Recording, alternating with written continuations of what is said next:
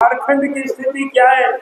आज संथाल परगना और झारखंड, संपूर्ण झारखंड में लगातार इस 60 वर्षों में आदिवासियों की आबादी घट रही है और संथाल परगना में भी घट रही है।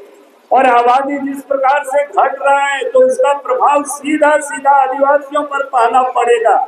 ऐसे तो डेमोग्राफी बदलती है तो सबके ऊपर उसका प्रभाव पड़ता है, लेकिन पहला जो प्रभावित होने वाला है वो हमारे आदिवासी और भाई बहने प्रभावित होने वाले, क्योंकि आदिवासियों को लोकसभा में, आदिवासियों को विधानसभा में, आदिवासियों को सरकारी नौकरी में आबादी के प्रोपोर्शनेट रिजर्वेशन मिला हुआ है।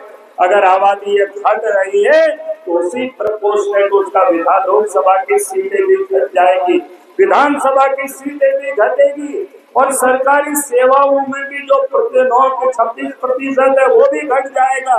तो आखिर ये हुआ कैसे इसका? तो इसका एक डेमोग्राफी का एक नजर थोड़ी सी आप सब लोगों को मैं बताना चाहूंगा कि झारखंड प्रदेश में जहाँ 1951 में 35.38% आदिवासी थे, आज 2011 में जब सेंसस हुआ तो 26% मात्र बचे। यानी कितनी आबादी कम हो गया, 35 से लेकर के 26 में आकर के अटक गए। वहीं पर दलित की आबादी 8.41% थे, वो 12% चला गया, 12.8 चला गया।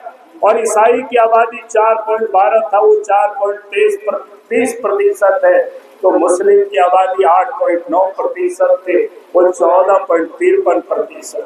सनातनी हिंदू के उस समय 87.79% था, वो भी घट करके 81.17% हो गया। उस प्रकार से आदिवासियों की आबादी में पूरे झारखंड में 9.8% की गिरावट हुआ है और मुस्लिम आबादी में 6.44% की वृद्धि हुई है। हिंदू आबादी में भी 6.62% की गिरावट आई है। और संथाल परगना में 1951 में जहां आदिवासियों की आबादी 44.67% था, वहीं मुस्लिम आबादी 9.44% था 1951 में। लेकिन 2011 में संथाल परगना में 28.11% आदिवासी रहे, यानी वो भी वहां भी घट गए, यहाँ तो बेहताशा घटी है।